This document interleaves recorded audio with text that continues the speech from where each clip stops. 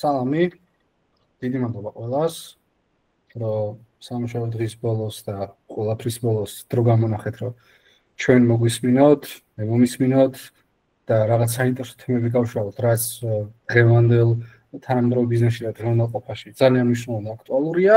დღეს მინდა ვისაუბრო მონაცემთა ანალიტიკაზე და თანამედროვე ბიზნესში და მის როლზე ზოგადად. და რატო იზრდება ასე მოთხოვნა, რატო გვესმის ყველგან data-სთან ასოცირებული ჯობები, პოზიციები და მეცაც ვთქვი, რომ არა ერთ ცნობილ პოდკასტზე, TED Talks-ზე და სხვა CEO-სთან ინტერვიუზე data-ს ღირებულებაზე ძალიან ბევრი მნიშვნელოვანი ფიგურა საუბრობს და რითი არის ეს გამოწვეული, ხო, რაღაცა დეტერმინანტი აუცილებლად უნდა არსებობდეს. რაღაცა encounter-ი, ვთქვათ, ბიძგი უნდა ყოფილიყო ბიზნესის, რომ ეს ყველაფერი ასე დაწყებულიყო.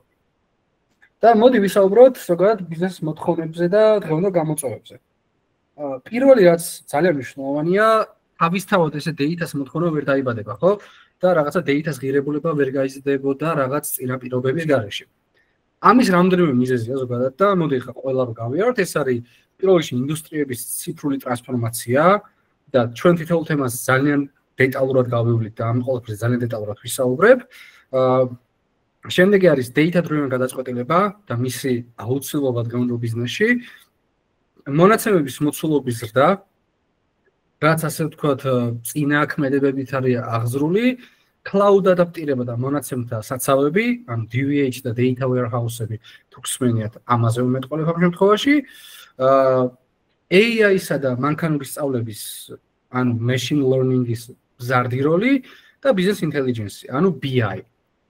მინდა ვთქვა, რომ ყველა ამ თემას ჩვენ ძალიან საფუძვლიან გავდივართ ასევე ჩვენი კურსის ფარგლებში და ამ ყველაფრის ღირებულებას ძალიან real case-ებზე განვიხილავთ, ისე რომ რეალურად არა მარტო ლოგიკის და თეორიის დონეზე, არამედ აი რეალურ case-ებზე გავიართ ეს ყველაფერი და ამ თითეული საფეხურის რეალურობა და მისი ღირებულება. და მოდი დავიწყოთ პირველ რიგში, რაც ყველაზე მნიშვნელოვანია. ინდუსტრიების ციფრული ტრანსფორმაცია. აქ მე ყოველთვის მახსენდება ჩემი ერთ-ერთი საყვარელი TED Talk-ი და სადაც ყველაზე კარგად არის გაშლილი, რატო არის ზოგადად მონაცემთა ანალიტიკა ესე მნიშვნელოვანი და რატო არის მისი ღირებულება ძალიან გაზრდილი. სხვა შორის ასევე შეგვიძლია ლექციის მიერ გაგიზიაროთ რაღაც მასალები, რომელიც free არის ყოველთვის ხელმისაწვდომი და თქვენ ძალიან დაგეხმარებათ უფრო ამის ღირებულების გაგებაში, არა მარტო ჩემგან, მაგალითად NASA-ს მონაცემთა მეცნიერისგან იდეალური აწოდიანი TED Talk-ი, სადაც იმდენად კარგად ხსნის, რომ იწყებს იქიდან, რომ ამერიკამ დაასახელა sexiest job ever და ასევე რამდენად ღირებული არის ზოგადად ყოველდღიურ ბიზნესში.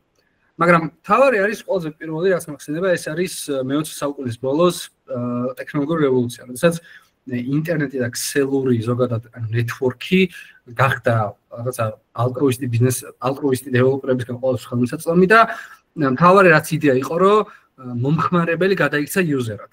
რას გულისხმობ ამაში? ანუ ჩვენ ვიცით, რომ ჩვენ ვართ ძალიან ბევრი პროდუქტის და სერვისის მომხმარებლები დღეს, შეიძლება რომელის შესახებაც ჩვენ არც კი ვიცოდეთ. და შეიძლება მათთვის ძალიან ლოიალ კლიენტები ვართ და ჩვენ ძალიან ბევრ სერვისს და პროდუქტს ვითვისებთ მათთან უშუალო ურთიერთობის გარეშე. თუ გავიხსენთ აი კონსერვატულ ბიზნეს მოდელებს და ცოტა ბიზნესზე რომ ვილაპარაკო და ბიზნესიდან მივალ მე ამ რაღაცა ჩვენ დღევანდელ ტოპიკამდე, მაგრამ აუცილებელია რომ დავიწყოთ შორიდან, დავიწყოთ საწყისიდან. ვინც ბიზნესის სწავლობთ ალბათ ან რაღაც სხვა ისეთ მეცნიერებებზე, რომელიც ბიზნესთან დაკავშირებულია და კომუნიკაციასთან, გვახსოვს, რომ აი ბიზნეს როდესაც სწავლობთ, ისწავლებოდა მაგალითად მენეჯმენტში რაღაც სხვა ადამიანური ურთიერთობების პრინციპები, გაყიდვებში, მე მახსოვს, მე მაგალითად მასწავლდნენ სხეულის ენას, მარკეტინგში არსებობდა ფერთა თეორიები და რაღაც მსგავსი. No offense to any of them, მაგრამ იდეა არის, რომ დღეს როგორც დრო განიცდის რაღაც ცვლილებებს და რაღაცა 50 წლის წინ გაჟღერებული იდეები და თეორიები დღეს უკვე შეიძლება რაღაცები ნაგვად ჩავთვალოთ, იგივე ხდება ბიზნესშიც. ბიზნესმა განიცადა ტრანსფორმაცია და მიხვდა, რომ ის უშუალოდ ესე მომხრობს როგორც ქმნილებას არ უნდა გაეკიდოს და მე გეგა რამდენი ვარ სიმაღლეში და მელოტი ვარ თუ წვერს ვატარებ თუ რაფერის თვალები უკვე აღარ აქვს მნიშვნელობა. ჩემი იუზერი და ჩემი იუზერის ქმედება და მაუსის ინტენსიური მოძრაობა და რაღაც კლიკების ერთობლიობა ქმნის ჩემს შესახებ როგორც იუზერის იდენტობას. ანუ ჩვენ უკვე დღევანდელ სამყაროში, სადაც ასეულობით კილომეტრის მიღმა რაღაც პროდუქტს და სერვისს ყიდულობ, და თავისუფლად ვიხდი და ტრანზაქციებს ვახორციელებ წამის 1000-ებში და ეს ყველაფერი სინქრონულად ძალიან იდეალურად შეწყობილი. არავის არ ინტერესებს ამ ღილაკის დამჭერი ვინ არის სინამდვილეში. ჩვენ გვაინტერესებს იუზერი. შესაბამისად, თუ გვაინტერესებს იუზერი, ნიშნავს, რომ ბიზნესმა მიიღო გადაწყვეტილება, რომ რაც შეიძლება, თუ ჩემი მომხმარებლები აღარ არიან ქუჩაში, აღარ არიან ფილიალებში და არიან რაღაც დიჯიტალ გარემოში, იუზერების სახით, რომელსაც შეიძლება IP ადრესებით დავიჭირო, რაღაც უნიკალური იდენტიფიკატორებით დავიჭირო, ხვდები რომ მე აღარ მაინტერესებს უშუალოდ ტიპი, მე მაინტერესებს იუზერი. ამ იუზერის იდენტიფიცირება რო გავაკეთოთ და რაღაცა ანუ გაპიროვნება გავდივართ რეალურ ჰიუმანზე, ხო, ვინც არის ამ იუზერის ავტორი. მაგრამ რა არის ხო, ეს იუზერი არის ტიპი, რომელიც არის ჩვენი სერვისი და პროდუქტის მომხმარებელი. შესაბამისად, ბიზნესმა დაისახა მიზნად, რომ მე თუ ადრე მქონდა მაგალითად აუცილებელი იმისთვის, რომ ხალხთან წოდომა და რაღაც შეხება გავაჩინო, მეტი ფილიალი გავხსნა და მეტი ფილიალის ბრდღვიალა ბანერები შევქმნა, ეგ დრო უკვე მოკვდა, უკვე აღარ არსებობს და ბიზნესი ცდილობს, რომ აქ ვები შექმნას, იგივე აპლიკაცია შექმნას, კიდე სადღაც e-commerce-ში ჩაშენდეს, სადღაც სოციალურ ქსელში გამოვიდეს, ანუ ბიზნესი მასშტაბად ცდილობს, რომ არ მოაღწიოს ჩემთან, არამედ ჩემ როგორც იუზერის ქმნილებასთან. ანუ ჩემ IP ადრესს მოაღწიოს, ჩემ იმ ID-ს, რომელიც მე განსაზღვრავს, ხო? ამიტომ ბიზნესს თუ აქვს პირველი იდეა, რომ მეტი დიჯიტალ ინსტრუმენტი შექმნას და თავის იუზერს მეტი და მეტი მიაწოდოს, რომ გააგიბნოს თავის არსებობის შესახებ, შესაბამისად ვიცით, რომ არ არსებობს რაღაცა IT ქმნილება, რაღაცა digital პროდუქტი, რომელსაც არ ქონდეს ფუნქციონალი, რომ მისი ყოველი data, მისი ყოველი ქმედება სადღაც data გარემოში დამიგრირდეს. ამის ადმინისტრაციოდ ასევე გავაზიარებ აპლიკაციას, რომელიც რაღაც მარტივი დემონსტრაცია იქნება, რითაც რეალურად გულწრფელად გავიგებთ, რაზე ვსაუბრობთ, მაგრამ ჩვენ ვიცით, რომ ყველა აპლიკაციას, ყველა digital products, webs, არ ვიცი, ნებისმიერ რაღაცას აქვს ერთი მარტივი ფუნქციონალი, თითეული ქმედება, თითეული action-ი, თითეული ღილაკი დამიგრირდეს მონაცემთა საცავში. იმიტომ რომ მე მეცოდინება, რომ ამა და ამ წუთს, ამა და ამ იუზერმა ამას დააჭირა. ხო? შესაბამისად, ბიზნესი ხვდება, რომ რა არის ახლა მთავარი მოცემულობა, რომ მე უცებ მიგროვდება არანორმალური რაოდენობის data. ხო? რაღაც წარმოგიდგენთ, ოკეი, პირველი ამოცანა მქონდა, რომ ოკეი, მომხმარებელი აღარ არის გარეთ, არის ტელეფონში, არის ინტერნეტში, არის ლეპტოპში, არის რაღაც მოწყობილობებში და ჩემი მომხმარებელი მატერიალად აღარ მაინტერესებს. მე ვხედავ, რომ ტოპ კომპანიები საერთოდ ფილიალებიც არ აქვს და ონლაინ მაღაზიები და ონლაინ რიტეილ სერვისები უკვე ძალიან აღარ გადიან, რაღაც digital პროდუქტებით უბრალოდ უაზროდ იმდიდრებენ თავს და ადამიანის მოთხოვნები შეიძლება რაღაცებში რაციონალური იყოს, მაგრამ who cares? ამიტომ რო გავყვეთ, თუ კომპანია ისახავს მიზნად, რომ მე მეტი digital პროდუქტი და სერვისი უნდა დავნერგო და მეტი ავტომატიზაცია მჭირდება ბიზნესში, ახლა ეს რაც შეეხება გარეთ. ოკეი, იუზერთან ურთიერთობა დავალაგე, მეტი და მეტი სისტემა და სერვისი და ფრონტი და UI შექმნე, რითაც users თავს ვაწონებ, cool რეკლამებს უკეთებ, მაგარ რაღაც რეკლამების pop-up-ებს უგდებ, რომ დავაინტერესო, ინტერესებს ვსწავლობ და ოკეი. ეგეც data related არის, მაგრამ მეორე ის რა ხდება კომპანიის შიგნით. ადრე თუ არსებობდა მაგალითად რომ ოკეი. მეორე მომენტია რომ ოკეი, თუ არის ერთი მომენტი რომ ადრე თუ არსებობდა მაგალითად რომ მე ჩემი ძვირფასი მაკოსგან თუ მინდა რაღაცა გავარკვიო, უნდა ავდგე, ავიდე ოფისში, მაკოს მოადგილეს შევხვდე, მე იმან უნდა შევხვდეს იმის მოადგილეს და მე იმის მოადგილეს და მე მაკოს უთხრას გიგას. ეს უნდა რაღაც კომუნიკაციის უცნაური მენეჯმენტური სისტემა და იერარქია იყო და სუბორდინაცია დღეს უკვე არის ყველაფერი ავტომატიზირებული, ხო? რაღაცა გვაქვს პორტალები, რაღაცა სისტემები, რომლებიც კომპანიაში შიდა ოპერირებას უფრო ამარტივებს და ჰარმონიულს ხდის. მე თუ ადრე მჭირდებოდა რაღაც გაწყვეტილება მიმეღო, უნდა შევსრულო კაბინეტში, მელაპარაკა და მე იმას ბეჭედი დაერქვა, ხელი მოეწერა და დოკუმენტის 200 ლიქ ქონა და ეგ რაღაც სიგიჟეღო აღარ არსებობს, მაგიტომ არის რაღაც CRM სისტემები ჩაშენებული, ERP სისტემები ჩაშენებული, სადაც მე მაგალითად რაღაცა ინიციატივა შეიძლება ავტვირთო რაღაც დოკუმენტის სახით, ის digital ამას გადახედავს, approves ღილაკს დააჭერს ან დააჭერსო ეს ნაგავია და ასე შემდეგ, ხო? ანუ კომპანია როგორც გარეთ ცდილობს, რომ user-თან უსწრაფესად და უმარტივსად და უსასადავსად მიაღწიოს ხმა, მეორე მომენტია, რომ შიდა ოპერირებაც უფრო იყოს მაქსიმალურად ავტომატიზირებული. ორივე სისტემაში მე თუ სიტყვა პროგრამას და სიტყვა webs ვაჟღერებს, ავტომატურად ეს გულისხმობს, რომ არანორმალური data შენახვა ხდება. ანუ თითოეულ ინსტრუმენტს აქვს ერთი აუცილებელი მოწყობილობა და ერთი აუცილებელი ფუნქციონალიო, ყველაფერი წამის 100,000-ში დაამიგრიროს რაღაც გარემოში, რომელსაც ქვია მონაცემთა საცავი. ამიტომ პირველი რაც მოხდა ბიზნესში იყო ის, რომ ბიზნესი გაციფრულდა და მომხმარებელი იუზერად გადაიქცა. ამ ორმა განაპირობა, რომ მე აღარ ვარ მატერიალური როგორც ბრენდი და ქმნილება და რაღაცა სერვისები, მე ვხდები დიჯიტალ და თუ დიჯიტალ ვარ, ესე იგი ძალიან დიდი digital data მიგროვდება. შესაბამისად ეს ავალდებულებს უკვე ბიზნესს, რომ ძალიან დიდი დოზით data სადღაც შეინახოს და მისი ინსტრუმენტები უსასრულოდ უნდა განვითარდეს, იმიტომ რომ როგორც ვითარდება ბაზარი, როგორც ვითარდება მომხმარებელი, ვითარდება ბიზნესიც და ვითარდება მოწყობილობები, რომელთაც მე უნდა მივაწვდინო ხომ მომხმარებელს. შესაბამისად, ოკეი, ეს მთლიანი data შეგროვდა. რას ვშვებით ახლა? ეს თვლიანი data რო აქვს ბიზნესში უკვე სხვა რამე ხდება. ეხლა გავიხსენოთ როგორი იყო ბიზნესის გადაწყვეტილების მიღების მეთოდოლოგია. თუ გავიხსენოთ რაღაცა ჰოლივუდის პროდუქტებს და ცნობილ кейსტადებს, სოციალურ ვაბარებით ბიზნესებზე განსაკუთრებით, ხო ცნობილ кейსტადები მქონდათ რაღაცა ლეგოსი, ბაკარდის და ვიღაცების, რომ აი ქარხანა დაეწვა, მაგრამ მაინც გააკეთა და იმან მაკდონალდმა გასინჯა და ხო? მაგრამ არავინ არ ყვება სიმბოლოში რამდენი ბიზნესი დაფეილდა, ხო? მაგრამ და კიდე ერთი ძალიან მარტივი რაღაც არის, რომ ადრე ბიზნესს ჰქონდა ერთი ძალიან ცუდი მეთოდი, trial and error.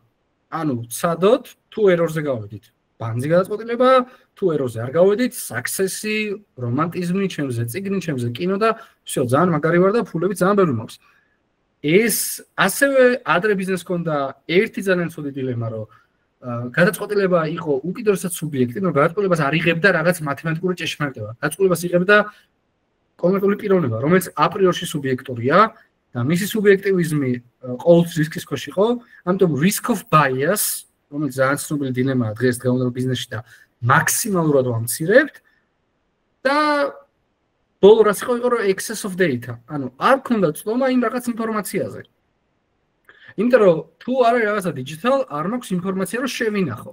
ჩვენ თუ ინფორმაციის შენახვას ვანდობთ ადამიანს, ქმნილებას, რა თქმა უნდა გვაქვს კავშირი აუცილებელ შეცდომასთან. იმიტომ რომ ადამიანი არ არის რაღაცა ღვთაებრივი ქმნილება და არც აბსოლუტურად დაწორილი ალგორითმი, რომ ყველაფერი სწორად შეინახოს.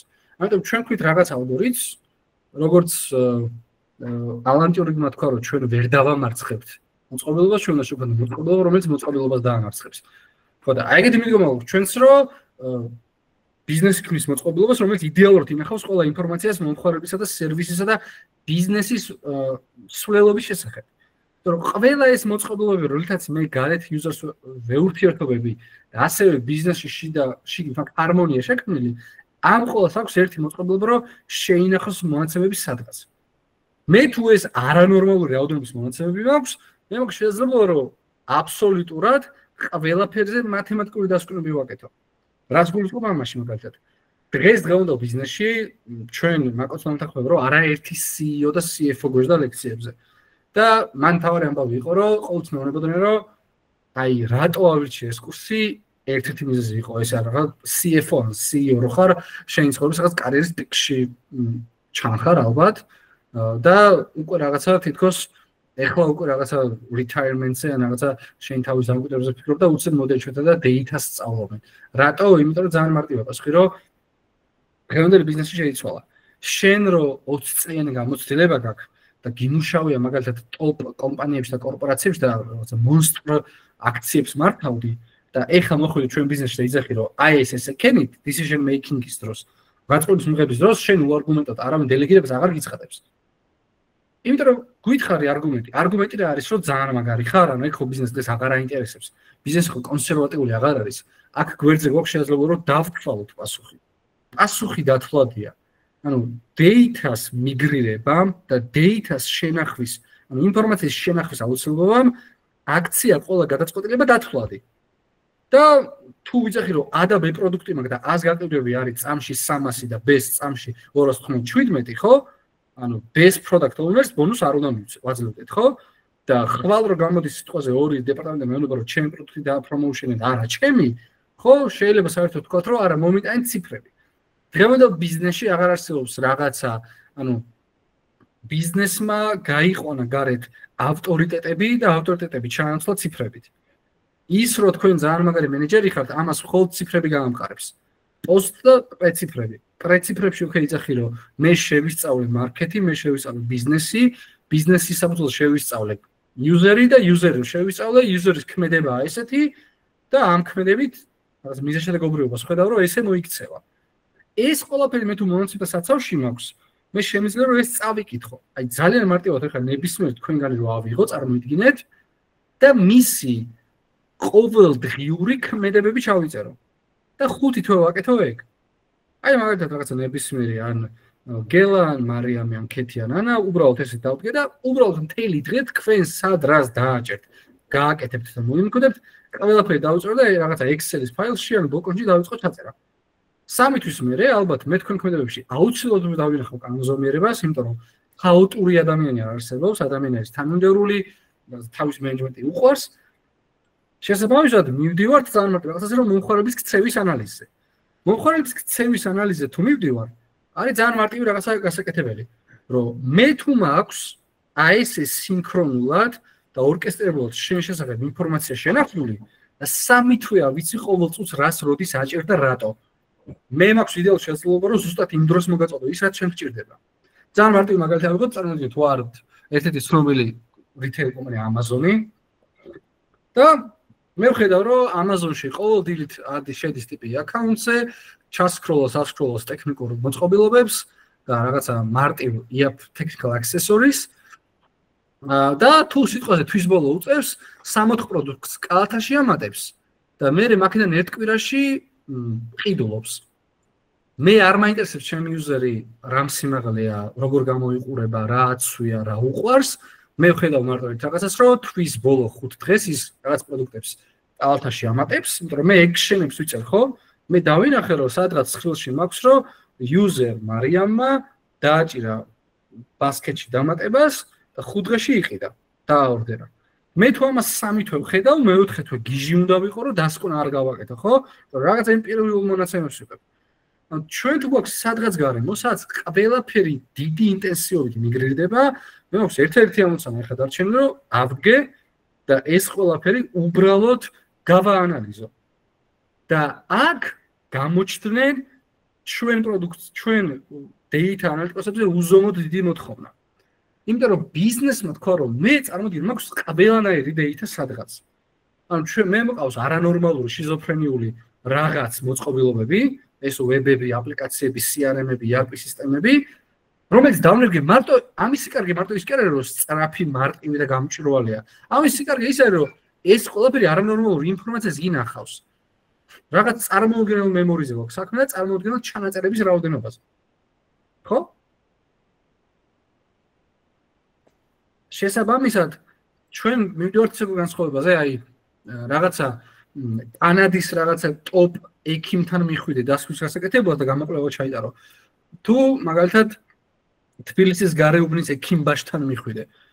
ამიტომ კონსერვატიული ბიზნესი არის ის ექიმბაში, რომელიც შეგხედავს და შეიძლება ფერით და პულსით რაღაც დასკვნა გაკეთოს და მართლა მომენტს სწორი იყოს პასუხთა, მაგრამ მეორე მომენტია რომ შენ სწორად იკეთებ კარდიოგრამას, ხედავ გრაფიკს, ხედავ სტანდარტებს და გადახრებს, ხედავ რაღაცა basic სტატისტიკურ მონაცემებს, რომელშიც აი კი ან არა ძალიან მარტივი სათქმელია და იქ რაღაცა ნდობის საფუძველზე გაქვს ხო გამოცხადებული.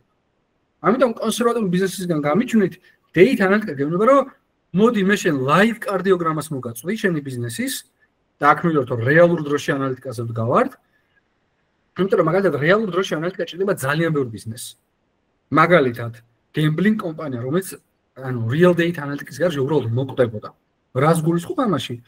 მაგალითად თქვენ თუ რაღაცა კომენტული რაოდენობით ბეთები გააკეთებთ 4-20 წუთზე, 4-22 წუთზე იმან თუ არ გაანალიზა სად აქვს მეტი მოგების მოლდინა, სად ამეტი ფული განთავსებული, იმან თუ კოეფიციენტი არ შეცვალა, გაკოტრდება 8 წუთში კაზინო, ხო?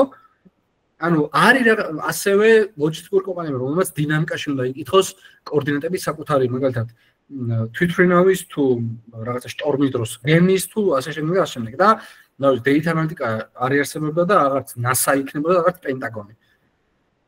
კონტრდაზვერვა მოკვდებოდა როგორც ასეთი. ხო? და ბოლოს არის რომ მონაცემებზე დაფუძნებული ინსტრუმენტები ბიზნესის ოპერირებისათვის. ანუ data quality ბიზნესში შეგინთაც მჭირდება. მე მაგალითად შეიძლება მჭირდებოდეს რომ შევქმნა საბონუსო სისტემები, ხო? შევქმნა რაღაც კონკრეტული KPI-ების შიდა ორგანიზაციისთვის. ამას მარტო ინფორმაციის დათვლის შესაძლებლობა მომცემს. კითხვები თუ გაჩნდება, შეგიძლიათ ჩაერთოთ აქვე და მანამდე მე მინდა რომ გაგიზიაროთ ერთი პატარა აპლიკაცია, რომელიც დავწერე, სადაც მარტივი დემონსტრაცია იქნება იმისა, რამდენად fresh data იკითხება ზოგადად ყოველდღიურად ბიზნესში. იმიტომ რომ ის რასაც მე ვყვები, რომ ძალიან მარტივი იყოს რეალურად რა ხდება. და სანამ ჩვენი აპლიკაცია გაშიარდება, გადავიდეთ არის მონაცემების მოცულობის ზრდა. რაც გულისხმობთ ამაში. მოდით ამას გავაშიარებ. მაშინ ჩაიგროვდება ახლა. ხო, მარტივ დესკტოპ აპლიკაცია, რომელიც იქნება ილუსტრაცია იმისა, ჩვენი გეგა ისევ სლაიდი გამოჩა, ჯერ ირთვებოდა ის აპლიკაცია და ახლა ისევ სლაიდი დაბლოკდა. ჩავკეთე. მადლობა. ხო, მონაცემების მოცულობის ზრდა. არის შეგაშიარდა. კოდის საკითხს არ დაგავალებთ და არც ისე არის კოდი დაწერილი, რომ ნახე რა ვიცი განახოთ. სულ სხვა რამეს განახებთ. სულ ერთი წამიჭირდება, რომ გამიშიაროთ. ერთი წუთით.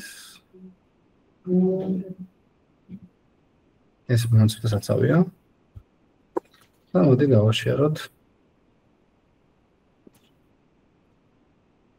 ძალიან მარტივი რაღაცა წარმოვიდგინოთ, გვაქვს აპლიკაცია.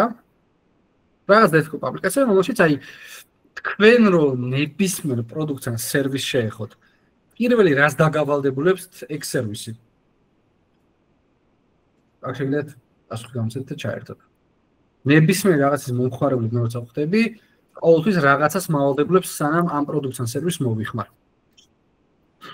მგონი გულისხმობთ გაწევრიანებას ჩვენს თავზე ინფორმაციის შეყვანას account user-ის შექმნას შინაარსობრივად. კი, ანუ პირველ რიგში გვეუბნება რომ დარეგისტრირდი. და წარმოვიდგინოთ აი რაღაცა დესკტოპ აპლიკაცია, აი რაღაც დესკტოპ აპლიკაცია. და წარმოვიდგინოთ რაღაცა თავიდან რომ შეხვიდი რაღაცა სერვისის მოსახმარებლად, რაღაც პროდუქტის შესაწყდად, ან რაღაცა რომ გამოიწერო, რაღაცა და პირველ ყოველგვარ შეიძლება წარმოვიდგინოთ რეგისტრაცია. და ეხლა აქ წარმოვიდგინოთ როგორ გამოიყო ჩვენი მონაცემთა საცავი. მე რო აქ ავიღო ეს SQL-ის ენა registrations და მოდი შევხედოთ რა გვაქვს აქ. და წარმოვიდგინოთ მე მაქვს რაღაცა ცხრილი, რომელსაც ქვია user-ების რეგისტრაცია. და მოდი შევხედოთ ახლა როგორ გამოიყურება ეს ცხრილი. ეს ცხრილი რაღაცა გეგა, ნიკუშა, გივი, სხვა გივი, ვიღაცები, რომელსაც რაღაცა data გვაქვს შენახული.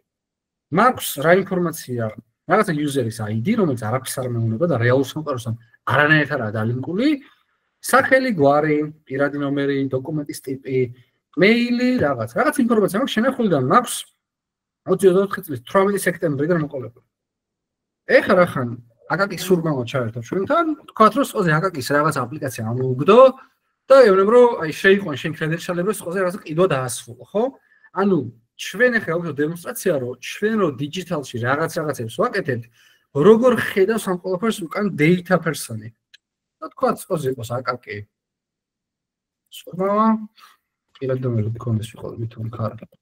იდროსად პრივილეგირებული ადამიანი, დოკუმენტის ტიპი გქონდა ID კარტი, email-ი გქონდეს აკაკი. gmail.com-ი, და ხარ სქესით female ხარ და mail-ი ხარ. და კა რეგისტრაციას დაჭერ და მორჩი, всё, მე შენ წახვედი იყიდე. რა მოხდა აქ? გავუშვათ ეს ისე და ხედავ რომ უცებ კიდე ერთ მომხმარებელი დამემატა, აკაკი სურმავა და ყველაფერი რაც ჩვენ ონლაინ გააკეთე, ნახეთ ცხრილი სახით კიდე ერთი ჩანაწერი დაგვემატა. და გეუბნებ რომ ეს ყოფილი მოხდა აი აქ. მილიწამები მაქვს დაჭერილი.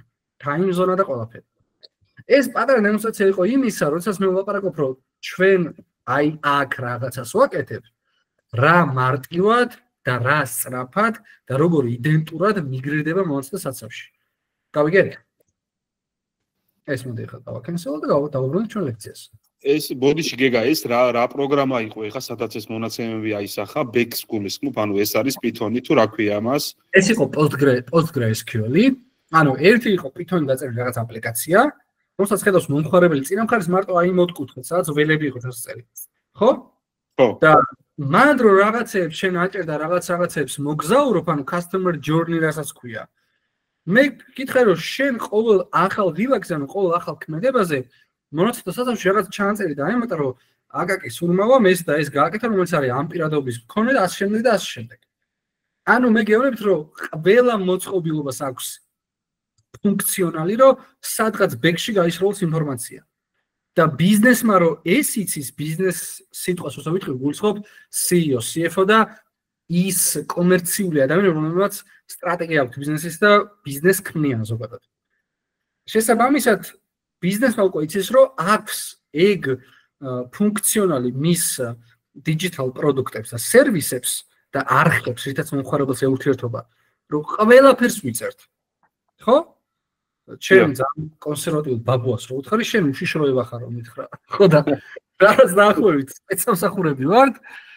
ხო, ან შენ წინა თაობის ეს რო აუხსნა რას ვაკეთებ, თან ჩუმად მითხრა ესე და მოკლედ ძალიან მარტივად ხვდებით რომ data analytics არის ადამიანი, რომელსაც იცის SQL ენა, structured query language, რომელსაც არის ერთადერთი ენა, რომელსაც იცის რომ კომერცია რო კითხავს აი ამ ამ თარიღში ვინც დამირეგისტრირდა და კაი ტიპები არიან, აი ეგეთი კლიენტები, რომელიც მე შეთავაზება უნდა დავუდო.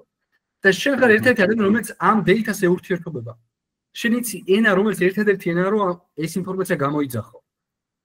SQL-ს აქვს მაგ ენის მონოპოლია. ამის სილამაზე არის ამაში. რომ developer-მა თქვეს, რომ ეს okay, back-ში აქვს ეს ინფორმაცია და ეს ვერ ჩაიწერება სულ რაღაც ამ გარემოში. რაღაცა ეს ინფორმაცია ხო ტელეფონში არ მიდევს, მე რაღაცა სერვერზე გარბის, ხო? წამის მე-1000-ში. შესაბამისად, მე თუ ეს ინფორმაცია მაქვს აქ, რაღაცა გარემოში დავამიგრიროთ. ოკეი, ძალიან ბევრი გადაწყვეტილება იყო და ბოლოსში გადაწყვეტენ, რომ ოკეი, რადგან ეს მოცულობა ძალიან გვეზრდება, ამიტომ ადრე თუ არსებობდა მოწყობილობა 3 ფუნქციონალით, ყიდვა, წაშლა და რეგისტრაცია. ეხლა არსებობს კალთაში დამატება, მოწონება, wishlist-ში გადაგზავნა, მეგობარზე ვაუჩერის, ანუ უცებ გაიხსენეთ რამდენი ბიზნეს ფუნქციონალი და რამდენი თული და აპლიკაცია არსებობს და თითოეულ ღილაკზე, თითოეულ ქმედებაზე სადღაც არის ფუნქციონალი, რომ გაისროლე ბექში. და წარმოიდგინეთ, აი ეს ცხრილები, ეხლა რაც აგიშიარეთ. აი ეხლა ეს ცხრილი სადაც ყავს 32 იუზერი. აბა ეხლა თუ წარმოიდგინეთ Facebook-ის ცხრილი გამხელა იქნება. ხო? რამხელა იქნება Amazon-ის ცხრილი, ხო? და არ ვაპარაკობ რაღაც რაკეტულ მეცნიერებას, ძალიან ლოგიკურია, თუ ამ პატარა მოწყობილობაში, რომელიც desktop აპლიკაციაც დაგვესახა და რაღაცა დავაჭირი მომხმარებელმა, რომელსაც არანაირი мотиваცია არ მქონდა, უცებ ხედავ რომ სადღაც ცხრილში დაემატა ჩემი ჩანაწერი, რომ ამ დროს ეს გავაკეთე. მაგრამ მე მიხვდნენ რომ ბიზნესი მეტ და მეც აშენებს და შესაძლოა ჩვენ მეც და მეც შეგვანახინებენ. ამიტომ ამ ყველაფრის აუცილებლად ხდება მონაცემთა საცავის შექმნა და ამ მონაცემთა საცავისთვის შექმნეს structured query language, SQL. SQL იწერება 35-მდე პლატფორმაზე და ჩვენ კურსზე, როდესაც ვიძახი რომ ჩვენ SQL-ს ვასწავლეთ, მე ვგულისხმობ რომ იმ 32 პლატფორმაზე თქვენ წერა შეგეძლებათ და არა მაინც MS SQL-ზე. იმისათვის რომ გითხრათ სულ რამდენი პლატფორმა არსებობს, ძალიან მარტივი ამბავია რომ უბრალოდ ეხლა შეხედოთ ჩემ ეკრანს, რომელსაც ეხლა გამოვიტან და ჩვენ კურსზე როცა გეტყვით რომ თქვენ ისწავლეთ SQL ენას, მე ვგულისხმობ რომ თქვენ აი ამ პლატფორმაზე შეძლებთ დაწერას. გავიგეთ? აი ეს ყველა პლატფორმა ასაპორტებს ერთ ენას, SQL-ს. თორე ზოგს ქვია PostgreSQL, ზოგს ქვია SQL Server, ზოგს MariaDB, ზოგს MySQL, ზოგს Oracle, მაგრამ ეს ყველაფერი არის რაღაც განსხვავებული თულები შექმნილი, მაგრამ ყველა ერთი და იგივე ენას ასაპორტებს. ყველგან სინტაქსის 90%-იანი თანაკვეთა ხდება. და მე ვიცი მაგალითად რომ A კომპანია იყენებს ამას, B კომპანია ამას და C კომპანია ამას მაგალითად, მაგრამ ყველა არის SQL. ამიტომ ჩვენ კურსზე ცოდვით ამ მარტო მე MS SQL კი არ ვიცი, თქვენ შეგიძლიათ თქვათ რომ ყველაფერი ვისწავლე. და რომ ეს არის სტრუქტურირებული. SQL-ს კიდე ერთი ძალიან კაი ინფორმაცია სხვა შორის. როდესაც პროგრამისტები ქმნიდნენ ამ პროგრამულ ენას, რომ ჩვენ ოკეი გვაქვს ერთი ამოცანა რომ ნახეთ, ხო გვაქვს ფრონტი, ბექი, ასე შემდეგ, ხო? ფრონტს ქონდა ამოცანა რომ მარტივად იყოს კითხვადი, იუზერის და იუზერის ინტერფეისი იყოს ძალიან მარტივი. ბექს აქვს რომ ეს იყოს ყველაფერი უკიდურესად ლოგიკური და ყველა ბაგის დამზღვარი, ხო ესეა? და ბაზებში ამ ყველაფერს რო წავყრით, გავყრით, მე რა ვქნათ, ხო? და მე მიიღეს გადაწყვეტილება. და სხვა შორის არის scientific fact-ი, ვინც დაწერა SQL-ი თქვა რომ მოდი შევქმნით პროგრამული ენა, რომელიც იქნება ერთდროულად გასაგები ტექსტისთვისაც და ჰუმანიტარისთვისაც. ამიტომ SQL ენას როდესაც ჩვენთან ისწავლეთ, ნახავთ რომ არ არის SQL-ში რაღაცა ფუნქცია, რომელიც აი ამას შვება. თქვენ რო გადათარგმნოთ წინადად რომელსაც სინტაქსურად დაწერთ, მიხვდებით რასაც აკეთებს. და SQL-ის სიმარტივე მაგაშია ყველაზე მეტად. Რო სინტაქსი არის წინადადება რომელსაც ჩვენ ევუყურებთ ბაზას. Okay? შესაბამისად ეს ინფორმაციები თუ იზრდება ადამიანი რომელსაც ამ ინფორმაციებთან იმუშავებენ. რო გითხრათ დინამიკაში ყველაზე მარტივ მაგალითად რამდენი ამოცანა არსებობს, მე კომპანიაში რომელშიც მუშაობ, რომელსაც ყავს დაახლოებით 35-მდე მონაცემთა ანალიტიკოსი, ერთი თვის წინ აღვნიშნეთ 20-24 წელს ამოგვიხსნა სულ 30000 ამოცანა. ანუ 30000 სინტაქსის დაწერა მოგვიწია და 30000 კითხვა იყო დასმული ბიზნესში, წარმოიდგინეთ. რომ მე მაგალითად ჭირდება მოხარების ეს დავინახო. შენ თუ მარტო რეგისტრაციებს ხედავ, შენ ხო შეგიძლია ძალიან მარტივი კითხვა, მაგრამ მარტივ რაღაცა მოხსნა, რომ აი ყველა ID ქარდიანი ტიპები მანახე მაგალითად, ხო? ან ვის აქვს პასპორტები, მაგრამ რაღაცებს გავსი, ხო? ან აი Yahoo Com-ზე მინდა მეილები დავაგზავნო მაგალითად. ანუ მთელი ამბავი მაშინ გობრობს, რომ ბიზნეს უცებ აქვს წარმოუდგენლად, მაგრამ შეიძლება რომ ძალიან მაგრა ოპერირებს ბიზნესში. ანუ თუ ეხა ჰუმანიტარებსაც რომ მარტივად გავიგებ, რომ თუ 99 ფრანკი დაიწერა მარკეტოლოგებისთვის, რომ მარკეტინგი თურმე იმისაა, რომ ადამიანებს ტვინები მართოს, იმიტომ რომ ჩვენ რაღაც ყველაფერი ვიცით, ეგ უკვე სანაგვია და ეხლა data analytics-ში დგას ყველაფერი, იმიტომ რომ marketing-იც data-based გახდა. პროფესია გაჩნდა data based marketing-ი, რომელიც data-თი აკეთებს დასკვნებს და ტრენდებს. იმიტომ რომ იდეაში მე თუ შენი ქმედებების თანმიმდევრობა ვიცი, მე ვიცი რომ შენი ქმედება თუ არის ABC და შენ თუ BZ გახარ, შენი ვიცი რომ შენი ქმედება არის C უკვე. და მე თუ ვიცი მაგალითად რომ შენ ყიდვებს შორის ისვენებს 3 თვე და სიტყვაზე სხვა ადამიანი ყიდვებს შორის ისვენებს 4 თვე, ორივე 3 თვეში ერთხელ არ მოგწევთ რომ ჩემი პროდუქტი იყიდე. იმიტომ რომ იმას აქვს შეგრძნება რომ მე ჩემი კომპანია რომელიც მომხმარებელს არ მიცნობს მე. ამიტომ აქ უკვე ხდება იუზერების კლასტერიზაცია არა მარტო გეგა ბათუმში ცხოვრობს და ნიკა თბილისში. მე შეიძლება კლასტერი იყო რომ გეგას 4-ის 20 წუთზე უყვარს ბარათით გადახდა ამ ფილიალში ამ დღეს და 5-ის 20 წუთზე უყვარს აქ. და მე იბადება ის რომ მე თუ ქმედებებს ეგეთი სიხშირე და წამის მესადებში ვწავლობ, მე უკვე დასკვნები უფრო მარტივია ბიზნესში. თუ სწორად შეიძლება ჩართვა? კი. თუ სწორად მივხვდი ამ შემთხვევაში გულისხმობთ რომ შეიძლება თუ კაფე ბარში ან სადმე დილით ყავის დაღლევაზე არის შემჩნეული გადახდა, შესაძლებელია ფასტაკლება ან რაღაცა დამატებითი სერვისივე შევთავაზოთ რეკლამის სახით, ხო? ამ დატადან გამომდინარე.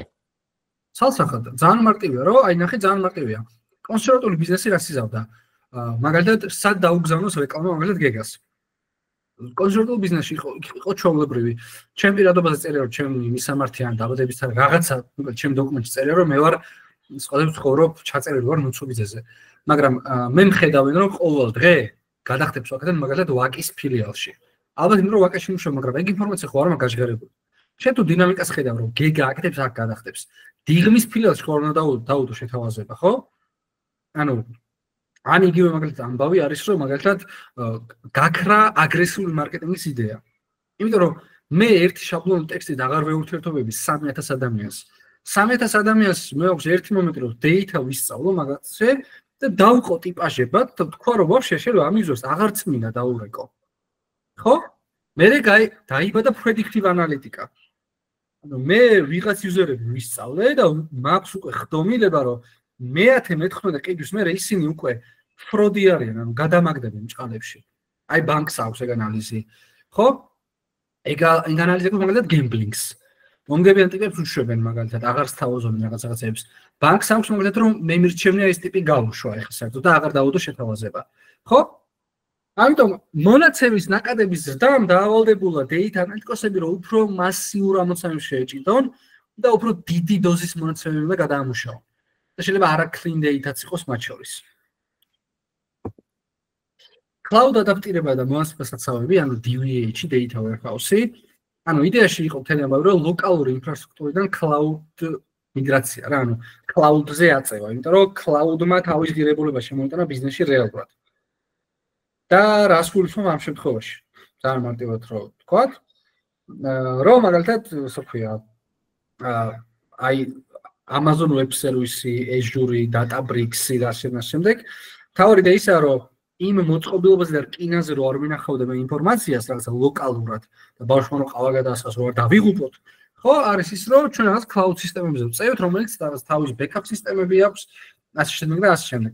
ამიტომ ეს დაუღალავად ვითარდება. ამ წუთასაც ვითარდება, იმიტომ რომ ჩვენ ხო ხვდებით, რომ ბიზნესის ფრეკვენტულობაც იზრდება, ხო? ინტენსიობები, ქმედების ინტენსიობები, ხო? აი ხა წარმოგიდგენთ ძალიან მარტივი ამბავი. აი ხა მე ხო განახეთ თქვენ პლატფორმა user-ის რეგისტრაცია. აი ხა თქვენ წარმოგიდგენთ, რომ ხა აი ამ ღილაკზე შემოვიდა კიდე ერთი ჩანაწერი. აი ხა უცებ წარმოგიდგენთ თქვენ რო იყოთ მაგალითად Amazon-ის ანალიტიკოსები. რა სიჩქარით შეივსება ორდერების ცხვილი? აი შეკვეთების ცხვილი. ხო, ანუ წამში შემოვა ალბათ 400.000 ჩანაწერი. ხო? ნათეს კითხვა აქვს, თვის. მოგესალმებით პირველ რიგში ყველას. მე კითხვა ცოტა სხვანაირი მაქვს. თქვენ ახსენეთ მონაცემების დიდ რაოდენობაზე და ამ მონაცემებზე დაყრდნობით რაღაც ანალიტიკების კეთებაზე. ხო, თუ არსებობს რაიმე მეთოდი ამ მონაცემებიდან გაიფილტროს, თქვათ არანასანდო მონაცემები, ანუ ყველა ხო არ შეიძლება რომ აქტუალური იყოს, ხო და არ მოიღოს მონაწილეობა ანალიტიკაში, რომ უფრო სწორი ტრენდი დავინახოთ თუნდაც. ანუ არსებობს ამის თული? რა თქმა უნდა, ძალიან სწორი კითხვა. პირველი სწორ არასწორობას ორი კითხვა შევთავსოთ.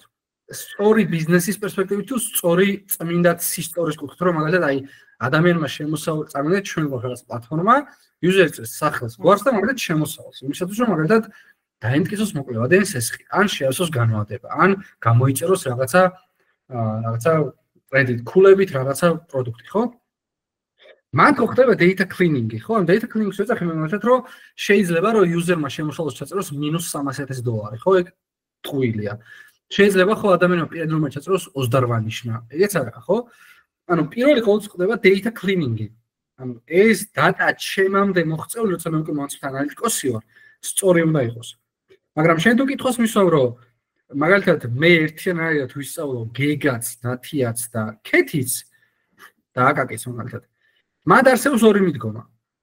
და ძალიან კარგი კითხვა არის.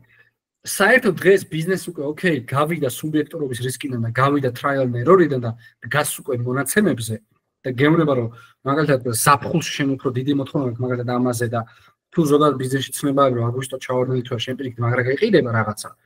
ხო? და შენ რაღაცა ბიზნეს სპეციფიკებს იჭერო, მაგალითად 800-დან 10 საათამდე გაქვს ტრაფიკი პირიქით რა, ძალიან დიდი მოთხოვნა აქვს რა და ამ დროს სისტემური ოპტიმიზაციის ბექაპები ჯობზე იმუშაო, ხო? შენ გარდა გარესა შიგნითაც სწავლობ, მაგრამ მანდ ერთი მნიშვნელოვანი მომენტია. ოკეი, ბიზნესმა გადადგა დიდი ნაბიჯი, დეიტაბეისით გადაწყვეტილებას იღებს და არა სუბიექტურს და არა რისკი უკვე ამოღებული აქვს. მათ კიდე არის ორი მიდგომა. არის domain based analytica და არსებობს model based analytica. მარტივ ენაზე რო თქვა, არსებობს ბიზნესისგან ნაკარნახევი ანალიტიკა, არსებობს მათემატიკური მოდელირებისგან ნაკარნახევი ანალიტიკა. მაგალითად, წარმოვიდგინოთ ძალიან მარტივი რაღაცა, რომ მე მინდა იუზერები დავაკლასტერო. და რო ვაკლასტერებ, მე ვიზახი, რომ ჩემი დაკლასტერების, ანუ დაჯგუფების, დასეგმენტირების ცვლადი არის მაგალითად მათი შემოსავალი, სქესი და ბოლოს როდის მეწვივენ მე ფილიალში. და მეოთხე რამდენად ხშირად დადიან.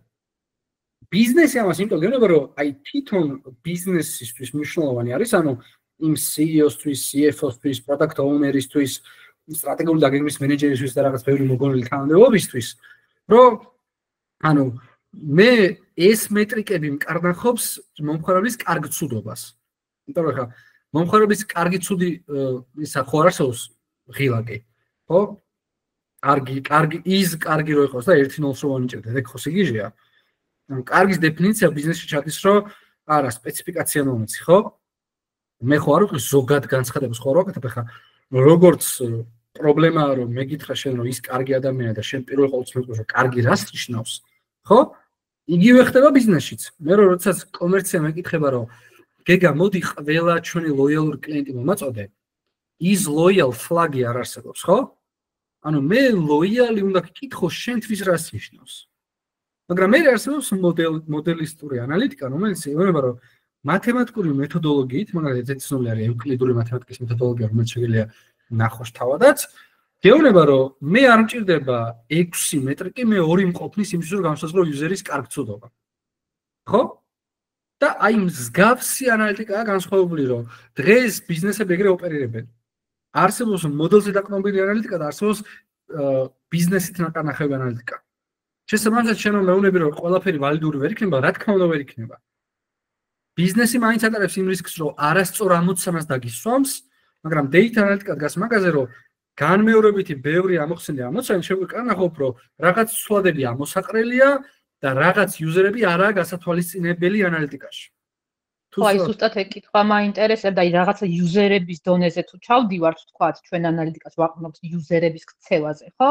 და მაგით განსაზღვრავთ მის გემოვნებას იქნება თუ რაღაცა, ანუ ამ როგორ თუ არსებობს რაიმე თული, რომ ეს იუზერები გაიფილტროს, იმიტომ რომ იგივე გეგა, აკაკი, ნინო და ვიღაცა შეიძლება სულაც ერთი იუზერი იყოს საერთო ჯამში და რამოდენიმე და მე ამაზე ვაყრდნობდი, იმიტომ რომ ყველაზე დიდი კლასტერზე ვაპირებდი მაგალითად გაცვლის ტრენდის გაკეთებას და ამ დროს ამ ყველაზე დიდი კლასტერში მომიხდეს რეალურად მეორე ან მესამე ადგილზე რაოდენობრივად მყოფი რაღაცა ჯგუფი.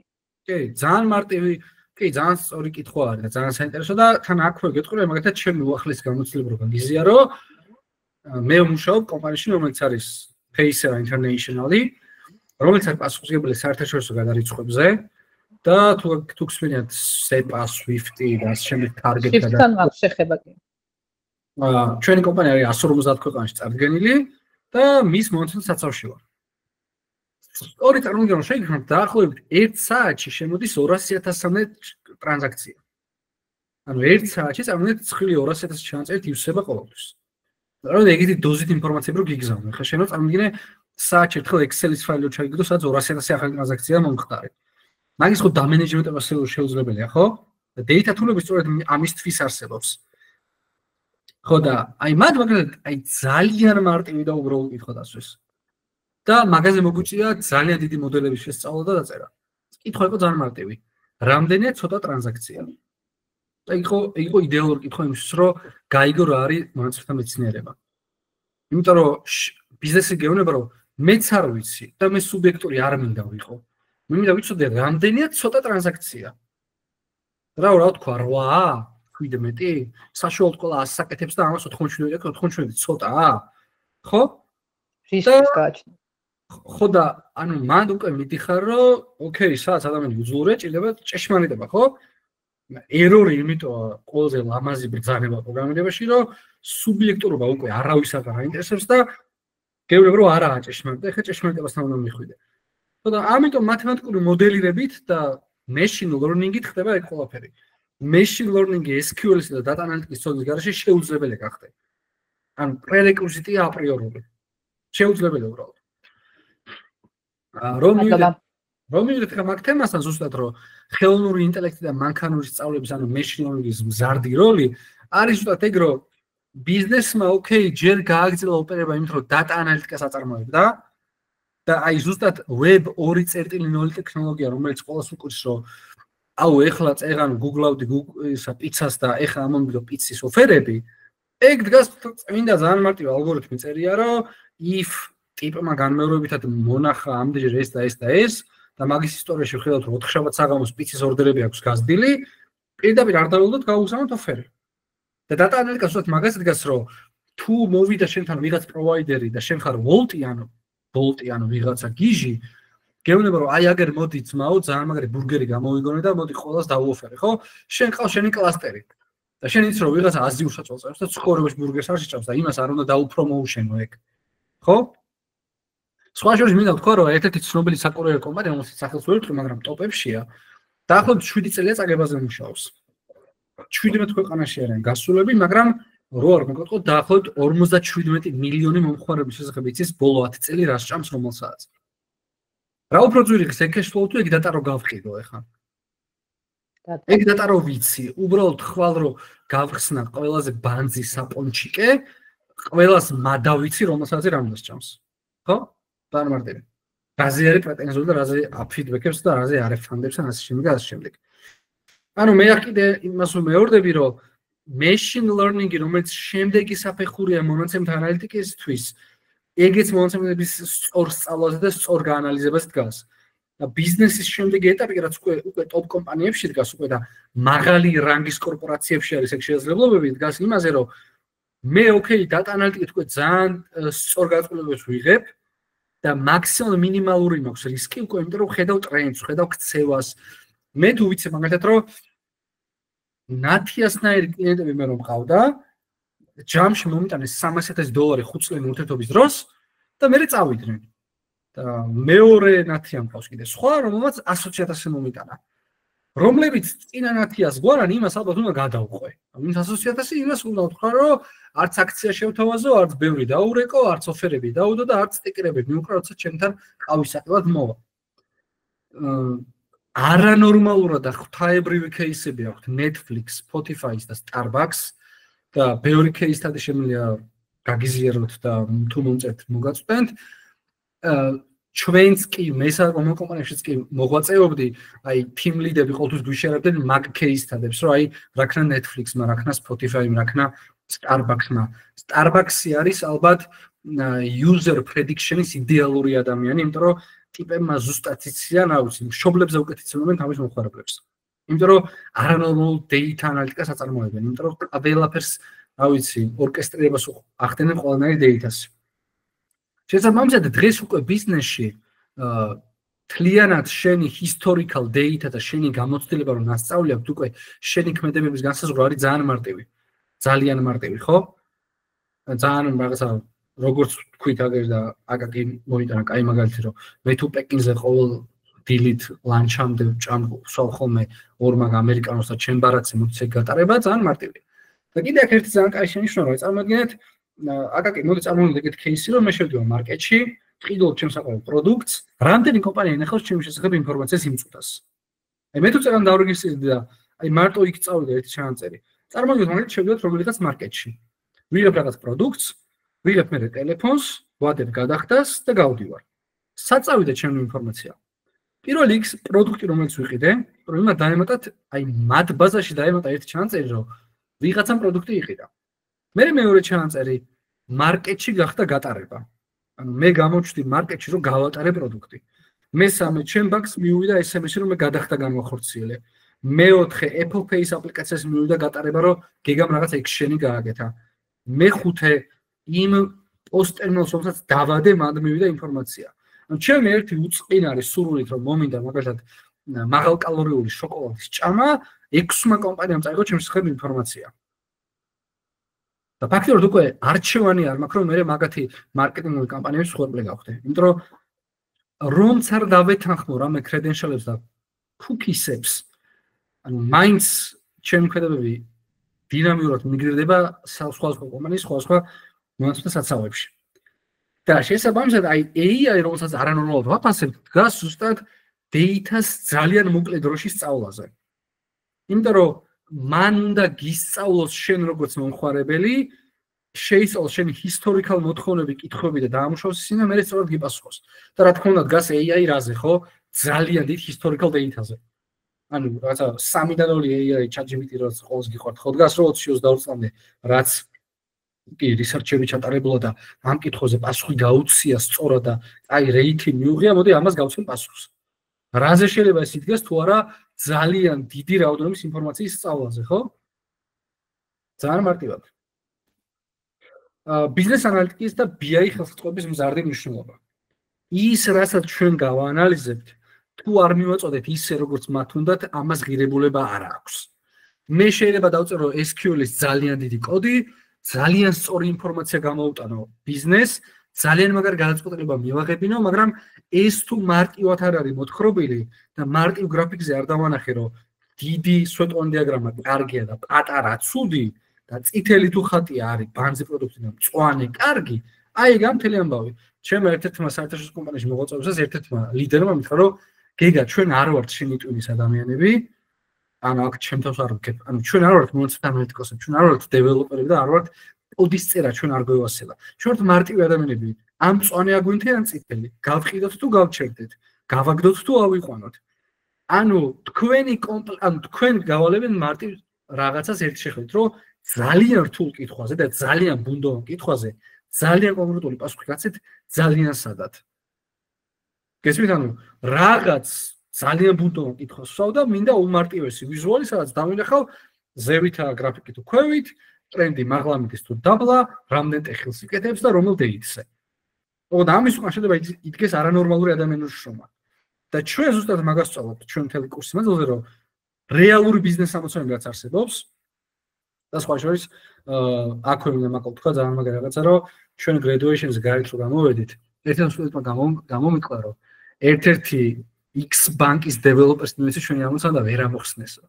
და მე ჩვენ ერთ-ერთ სტუდენტმა გითხრა, რომ X-screen-ი მაქვს ისტორიულად შენახული ყველა ჯგუფში ვაშერებ, რომ მოვიდა, რომ ერთ-ერთ ქართულ სკულ ბანკში ამიყვანესო და გეგა რას გვერდჩოდი ლექციებზე გასაუბრებას სახე გავაძრეო. აი ზუსტად ესე თქვა. ხო და ეგ არის, რომ ჩვენ ძალიან რეალურ кейსებს გავდივართ.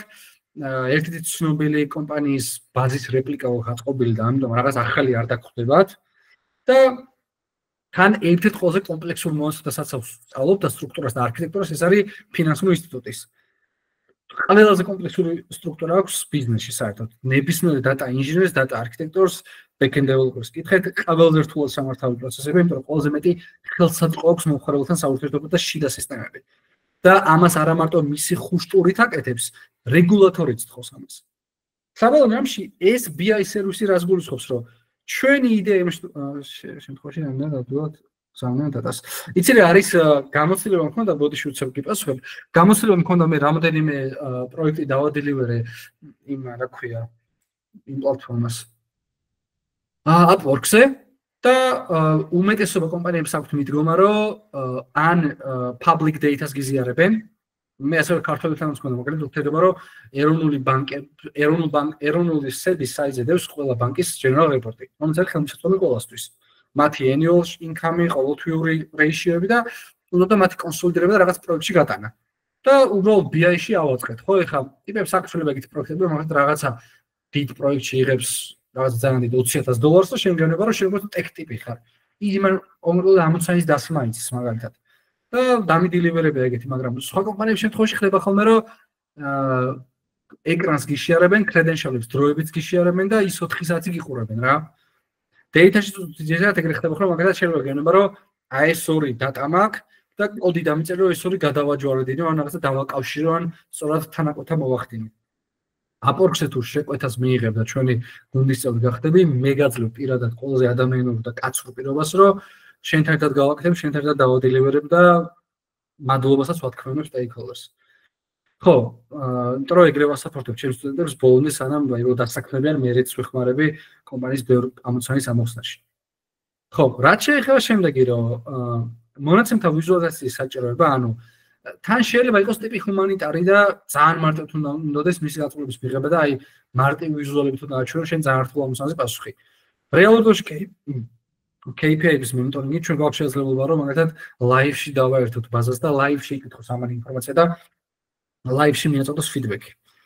ETL პროცესები, ანუ extract, transform და load პროცესები, რომელიც სხვა data პლატფორმებიდან ჩვენ ერთ გარემოში და მოვახედოთ data.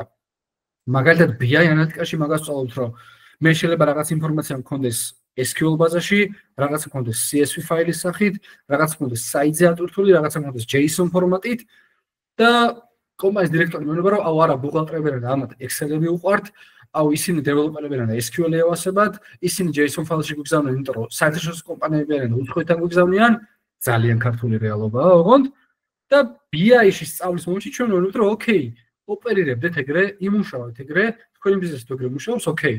და BI არის მოწყობილობა, რომელიც გეუბნება, რომ არა, მე ამ ყველა თულს ერთ გარემოში დავატრანსფორმებ და შევაერთებ და ვაურთიერთობებ. ზუსტად ამას ვწავლობთ ჩვენ და BI ჩვენი ძალიან ბევრი სტუდენტისთვის ძალიან კაი ხელსაწყობა ხდება და კომპანიებში დანერგეს მერე და ძალიან წარმატებული BI დეველოპერები გახდნენ და BI დეველოპერი ცალკე ძალიან დიდი პროფესია არის. უბრალოდ დღეს მონაცემთა ანალიტიკა მას უკვე და უკვე მეტად შთანთქავს.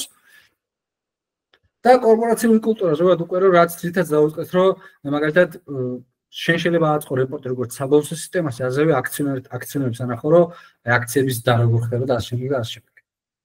მონაცემთა ანალიტიკოსისა და BI დეველოპერის აუცილებელი ტექნიკური და პიროვნული უნარები. SQL და მონაცემთა ბაზა, ანუ MS SQL, PostgreSQL, MySQL, Oracle და ისინი რაც განახეთ. BI პლატფორმები და მონაცემთა ვიზუალიზაცია, Power BI, Tableau, Looker, ClickSense და ასევე Python-ის ბიბლიოთეკები. იდეალურ პროცესებიდან მომწონდა ტრანსფორმაცია და ყოველთვის სტატისტიკის საფუძვლები. არ გთხოვთ აქ ტესტის ცოდნას და რაღაც არანორმალურ მათემატიკურ კონცეფციებს, მე-7 კლასის სტატისტიკა რო გაიხსენოთ, სავსებით საკმარისია. ბოლოში რაც უნდას და უნარებს მივიღებთ ჩვენ კურსზე. ეს სლაიდი იცოდეთ რომ პირდაპირ აქედან ავიღე და დავაკოპირე აქ, იმიტომ რომ ამ ყოფას ჩვენ გავწვით. დაამალდევად. პირველი SQL და მომწონდა ბაზები, MS SQL-ს და ასევე შეხება სხვა პლატფორმებთან გვაქვს და რამდენიმე ელემენტარულ დონეზე ვამოღამებთ და ვაინსტალირებთ. Power BI პლატფორმები და მომწონდა ვიზუალიზაციაში, Microsoft Power BI-ს ვასწავლით. რაც ყველაზე რეიტინგულია დღეს ბაზარზე, Power BI versus Tableau არის ძირითადად BI ტულებში, მაგრამ BI ალბათ 80-90%-ით ფარავს. ETL პროცესებიდან მომწონდა ტრანსფორმაცია, ამას ჩვენ კურსზე თავიდან დავფარავდა SQL დონეზე და real business case analysis. ეს არის რასაც ჩვენ მე პირდაპირ პირობას რომ ჩვენი კურსის ბოლოში უკვე თქვენ შეგიძლიათ junior developer-ად მუშაობა, data analytics-ად, junior data analytics-ად, SQL developer-ად, BI developer-ად. ძალიან მარტივად. მაგრამ ასევე გვაქვს advanced data analytics with Python. ძალიან დიდი ხანი იყო ეს ჩემი ყველაზე დიდი მწარე გამოცდილება, რომ ძალიან ბევრ საერთაშორისო კომპანიაში და უფრო მაღალ კორპორაციებში მთხოვდნენ, რომ აი Python-იც გჭირდება. მე ძალიან მაგარ ორგანიზაციასთან Smart Academy-სთან მივიდი და Python-ი ვისწავლე, ძალიან მაგარ coach-თან ვისწავლე და ძალიან მაგარ წვერებს მივაღწევ, მაგრამ მაინც იყო რომ აი data related უნდა იცოდე და შევქმნით Python-ი data-ში გამოყენებისთვის. ანუ რა ამოცანებიც არსებობს მაშინ, როდესაც უკვე ისეთ data-სთან მოხდება, რომელსაც ვერც SQL-ი უმკლავდება და ვერც BI და ამისთვის რაღაც დამატებითი მოწყობილობებია საჭირო. ამიტომ advanced data analytics-ში ვსწავლობთ Python basics და პრინციპალებს, data related ბიბლიოთეკები Panda, Matplotlib, ზოგადად მონაცემების დინამიური ტრანსფორმაცია როგორ ხდება, აი როგორ ხდება ის ეტაპი, რომ მაგალითად წამში 100,000 ტრანზაქცია მოხდა და როგორ იდეალურად უნდა დავამიგრირო მაგალითად რაღაც ბაზარში. აი აქ რო დაინახეთ მაგალითად რომ მე რაღაცას დავაჭირე და ძალიან სწრაფად აქ ჩანაწერი დაემატა, აი ეს როგორ ხდება. რაღაც ელემენტარულ დონეზე ვიცოდეთ რომ ჩვენამდე ინფორმაცია რას გადის და როგორ ხდება ეს ყველაფერი. მონაცემთა ინჟინერიის საფუძვლები და real business case-ი. აქ ჩვენ ბევრად მნიშვნელოვან თულებს ვსწავლობთ, ბევრად კარგ ვიზუალიზაციის მოწყობილობებს ვსწავლობთ, BI-ის ალტერნატივას ვსწავლობთ კოდირების დონეზე და არ ვიცი.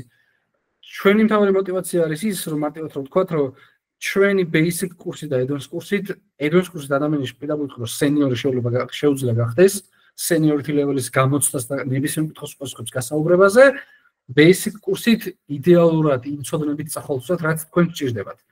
და რა ვიცი, ამის გარდა პირდაპირ ვიტყვი, რომ კიდევ ბევრ კურსს შევქმნით იმისთვის, რომ data-სთან დაკავშირებული ყველა პრობლემა გადაიჭრას long run-ში. კითხვებს მოგისმენთ ახლა სიამოვნებით.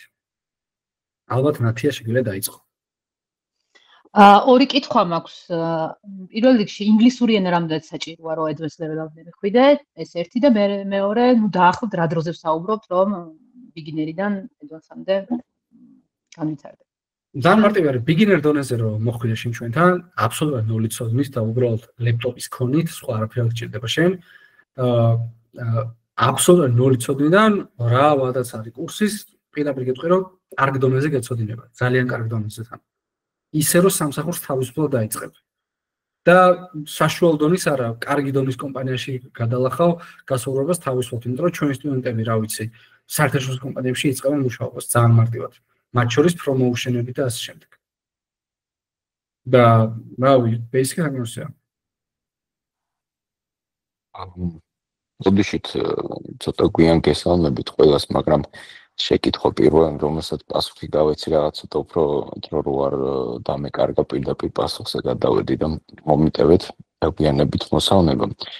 თქვენთან პერსონალური დაკონტაქტება ამ ლექციის შემდეგ სადმე შესაძლებელია რაღაც გარკვეული უფრო ხრმა შეკითხვებისთვის, რომ შეიძლება ხა ფართო საზოგადოებისთვის ეს სულაც არ იყოს საინტერესო და პერსონალური კითხვების მიღება თუ გაქვთ, როგორც შემდგომში თქვენ კითხულობთ ხომ ამ კურსს თუ სწორად გავიგე და რამე არ გამომრჩა? არა, ხო, მე ვარ ლექტორი. და ხო, გვაქვს ყველაფერი სილაბუსი არის გამოსახული და რა ვიცი, ყველაფერი იდეალურად მოწოდებული, გვაქვს ჩანაწერები, სტრუქტურა არის ისე აწყობილი, რომ ჩვენ სტუდენტები ძალიან ბედნიერები არიან და დანარჩენ დეტალებს ადმინისტრაცია მოგაწვის. თუ ჩემთან ტექნიკური კითხვა გაქვს და უფრო რაღაცა ისეთი, რომელიც არის პროგრამასთან დაკავშირებული და არასთან დაკავშირებული, შეიძლება პირადად დამოკონტაქტო, მე ღია ვარ ყოველთვის. და ეს ადმინისტრაციაში ვიკითხოთ თქვენთან საინფორმაციო ხო როგორ დაგიკავშირდეთ მე? Sure. LinkedIn-ზე შეგიძლიათ რომ ნახოთ გეგა, მასაც გითხარ, ხო? გეგა. კი ბატონო, მადლობა. LinkedIn-ზე იქნება უფრო სწორი რომ შეეხმიან თუ კურსთან დაკავშირებით რაიმე შეკითხვა გახლავთ, შეგიძლიათ დასვათ, თუ არ არის ახლა განსახილველი, მაგასაც კი პასუხობთ რა პრობლემაა. აბა, სხვა შეკითხვა მეგობრებო, აი და ეს წერია და წავიკითხოთ.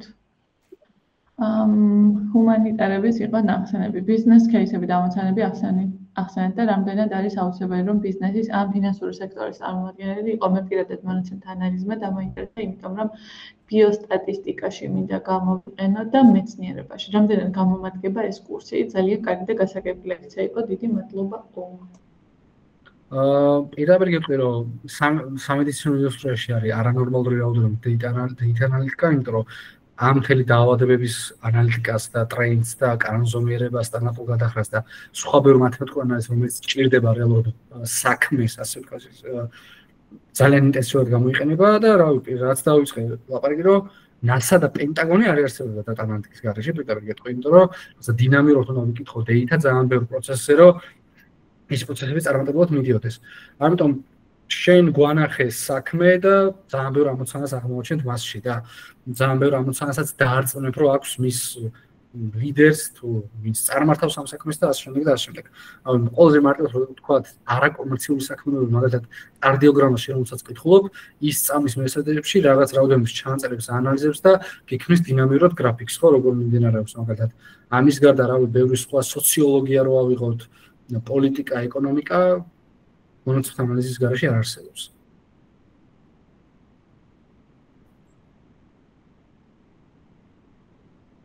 მეგობრებო, შეკითხები. გისმენთ.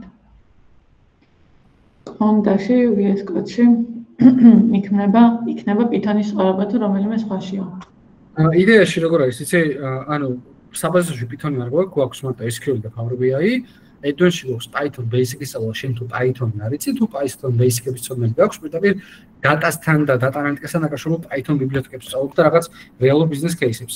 რა მოწყობილობაში და extension-ში დაწერს, შენი თავისუფლება არის და რავი, PyCharm-ის credentials, მაგრამ მე ჩემს სტუდენტებს უშუალოდ, იმიტომ რომ AI პლაგინები და რაღაცები ნაყიდი მაქვს, იმიტომ რომ იდეალური არის იმისთვის, რომ ხელოვნური ინტელექტი სწორად გამოიყენო კოდირების დროს. და ამ კუთხით სოციალიზმი მაქვს ჩემს სტუდენტებთან. მე მაქვს ესეთი შეკითხვა, რამდენად მოსალოდნელია რომ ხელოვნური ინტელექტი ჩაანაცვლებს ამ პროფესიას? 5 წელში. ჩემს საკითხი არის, იმიტომ რომ კურსი არ ჩაგვიტარები ამ კუთხის გარეშე.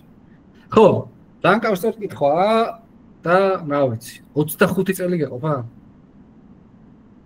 თუ კი, მე ყოფას ამას დავაგროვებ. არა, იდეა არის ძალიან მარტივი. არ ვიცი, მაგრამ ვფიქრობ 10 წელი. ხო, იდეა არის ძალიან მარტივი. ხელოვნური ინტელექტის განვითარებისთვის, ან ხელოვნური ინტელექტი დგას data-ზე. ანუ რაღაცა ინფორმაციას ხელოვნური ინტელექტის სწავლობს რაღაც X დროში, ამ X დროში დაგენერებული ინფორმაციის საფუძველზე მას აქვს რაღაც ალგორითმი ჩაშენებული, რომლის საფუძველზეც გეურთიერთობება. და ამიტომ data ხალხი ვართ ის, ვინც ავითარებს და ხვეწავს მას. ჩვენ თუ საბოტაჟს მოუწყობთ AI-ს, ეს სხვა ამბავია, მაგრამ ნუ data-ზე დგას მთლიანად. და მეორე, გარდა იმისა, რომ მოწყობილობა შეიქმნას, რომელიც იდეალურად პასუხობს ამოცანებს, ამოცანის დამსმელიც უნდა დაიხვეწოს. რაც ძალიან გრძელვადენი დილემა არის, უფრო ვიდრე ტექნოლოგიის განვითარება. მეთანხმები? კი, მეც მაგაზრის ვარ, მაგრამ სტატიებს რომ კითხულობდი, რაღაც შემეშინა მეთქი იქნება არასწორად ვფიქრობ თქო, მაგრამ მე ზუსტად რაც თქვი მაგაზრის ვარ. მაგის გარეშე მგონია, რომ არ იქნება. და ეს თემთლად ვერ ჩაგვანაცვლებს AI. კი. ხო, კითხვა დაისვა API-ზე, AWS Data Analytics-ში ჩვენ გვაქვს ესეთი მიდგომა Python-ზე, რომ Python-ში ვსწავლობთ Pandas, Matplotlibs და Psychopages და SQL Alchemies, შესაბამისად ვსწავლობთ JSON-ებთან ურთიერთობას, სხვა მოწყობილობებს, რომელსაც Panda support-ებს და ამის გარდა ვსწავლობთ ბაზაში მიგრირებას და დინამიურ ვიზუალიზაციას. ზემოთ შეკითხვა არის კიდევ. პირობითად სადაც მივალ სამსახურის დასაწყებას სადაც მივალ data analytics-ზე ის აპლიკაცია ჩემი დასანერგი იქნება, სადაც ეს ინფორმაცია კრავდება, თუ იდეაში უნდა დამხვდეს და არსებული ბაზები 90% შემთხვევაში კომპანიებს უკვე აქვთ დანერგილი ყველაფერი და ეს საქართველოში ძალიან იზრდება ტრენდი, რომ მონაცემებზე based ბიზნესები აითხოს. თან ზოგადად უფრო დიდ კორპორაციებს აქვთ month analytics-ის მოთხოვნა.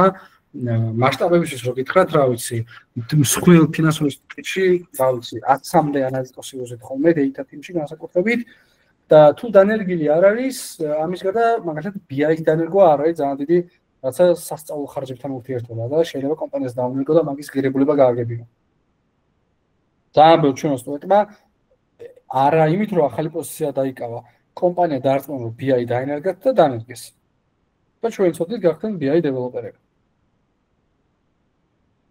შემდეგ კითხვა არის თუ არ ვწევ რომ SQL და Power BI რომ ვისწავლო რამდენად კონკურენტიანი ვიქნები ქართულ ბაზარზე. ძალიან და პირდაპირ ვიტყვი რომ ეხა რომ გავაშია რომ მიმდინარე აქტიური ვაკანსიები ნახავ რომ ორი მოთხოვნა არის SQL თულების ცოდნა, BI თულების ცოდნა. სხვა არაფერს არ ეთხოვა.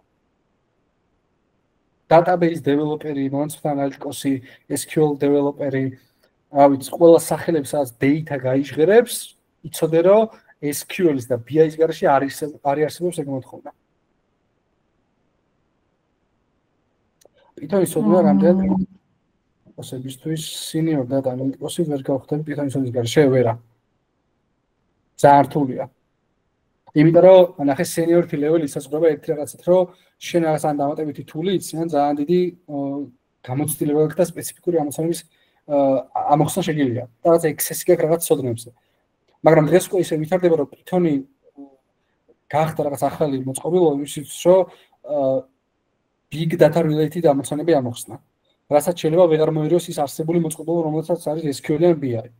და შეიძლება კოდის მე ვთქვი, მაგალითად Python-ის ცოდნა შეიძლება გაქვს, შეიძლება უფრო cost effective იყოს შენი ცოდნა. და რაღაც დამატებითი თულები არ გდაგჭირდება, მაგრამ BI რომელიც full ნახეთ, AWS-ი არის ძალიან მარტივი შედარება. BI-ის რომელსაც ვწავლობთ მოწყობილობას, რომელიც ხარჯია რეალურად კომპანიაში რომ დანერგოს. Python-ში ამ ყოველს რასაც BI-ში ღილაკების დონეზე ვაკეთებთ, Python-ში ვაკეთებთ კოდირების დონეზე. ჩვენ ქმნით მაგ მოწყობილობას, გესმით? და ძალიან მარტივი ამბავია. ზედა კითხვას წავიკითხავ. ჯუნიორის საშუალო ანაზღაურება ამაზე არ გიპასუხე ხო? ჩვენს ბაზარზე დაახლოებით რამდენია და დღეში დაახლოებით რა ჯობდა დავუთმო სწავლის პერიოდში. ვკითხავ, იმიტომ რომ პროფესიის შესულს ვფიქრობ და რამდენად შევეძლებ. ძალიან მარტივი. საქართველოში ჯუნიორითი ლეველი იწყება 1500-დან 2000 ლარამდე. დღევანდელი ინფლაციით ალბათ ეგრე არის.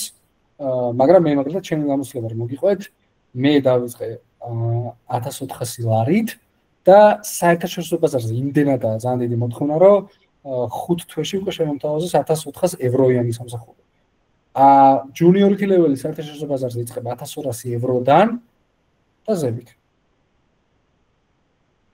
რა დრო დაგჭირდება ჩვენი კურსი ან რაღაცა დაუღალავ შრომით რო გაყვე, ერთი თვე ყოველდღე რო 3-4 საათი დავუთმო იდეალურ დონეზე მიხვალ. ისე რომ ყველა ამოსანები ამოხსნა და დაამუშავა ძალიან ბევრი ტიპის დავალება. გისმენათია. ესეთი კითხვა მაქვს. ანუ პროფესიის შეცვლას მე პირადად არ ვფიქრობ. ძალიან ძნელია, ძალიან დიდი ხანია ჩემს პროფესიაში ვარ ფინანსებში კერძოდ. საკმაოდ ნორმალურ თანამდებობაზე. ამიტომ ვეძებ რაღაცა ისეთ მიმართულებას, რომელსაც რაღაც ახალ სკილებს, რომელსაც ინტეგრირებასაც მოვახდენ ჩემს პროფესიაში ან რაღაცა შერწყმას. თქვენი აზრით, რამდენად სწორია ჩემთვის ამ კურსის გავლა ან სხვა კურსი ხომ არ არის უფრო პირველ ძალიან მარტივი რაღაცას გეტყვი, ბევრ საერთაშორისო კომპანიაში რომელსაც მოღვაწეობდი, მაგალითად financial analytics-ებს, CFO-ებს ევალებოდათ BI-ს და SQL-ს ცოდნაც და რატო. დღეს უკვე big data აღარ არის Excel-ების და CSV ფაილების სახით შენახული და შეიძლება რაღაცა ძალიან დიდი ინფორმაციის განალიზება გიწევდეს და რაღაცა ძალიან მარტივი Excel-ური ფორმულები და Excel-ების მოწყობილობა ვეღარ ერეოდეს. ან რაღაც მაგალითად Drive-ზეც აწეული ან Google Services-ს ვეღარ ემსახურებოდეს. ამის საფუძველზე fresh data-ზე access-ი ქონდეს, გონი უფრო მიზანშეწონილია ერთი. მეორე დამატებითი მოწყობილობის ცოდნით ჩემი აზრით უფრო მეტ გამჭვირვალობას იძენდა შენსა და ინფორმაციას შორის რგოლს აგდებდა პირდაპირ direct access-ით ემუშავებ ინფორმაციას და მესამე ვიზუალიზაციის კუთხით BI არის იდეალური მოწყობილობა დამატებითი ფუნქციონალით, რომ live reporting-ს უყურო. ანუ რაღაცა წარმოგიდგენე, გაქვს BI მოწყობილობა, რომელიც live-შია შეერთებული ინფორმაციასთან. ჩემი გამოცდილებით top ფინანსურ მონსტრებს ვისთანაც მიმუშავია, ყოველთვის ქონდათ ეკცოდნებიც და მოთხოვნაც რომ ეკცოდნები მაქსიმალურად მალე დაეფარათ და ნაკლები ზღვარი ყოფილიყო მათსა და ინფორმაციას შორის. და why not? გასაგებია, მადლობა. ხო, მე 7 წელი ფინანსებში ვიყავი, მაგრამ data არის განებო, სადაც ამოცანები არ სრულდება და არის უზომოდ საინტერესო განებო. და ესე არაფრიდან 5 ჯერ ნაკლებ ხალხს დახდი data-ში გადმოვედი, მაგრამ 20 ჯერ უნდა დამიფასტე.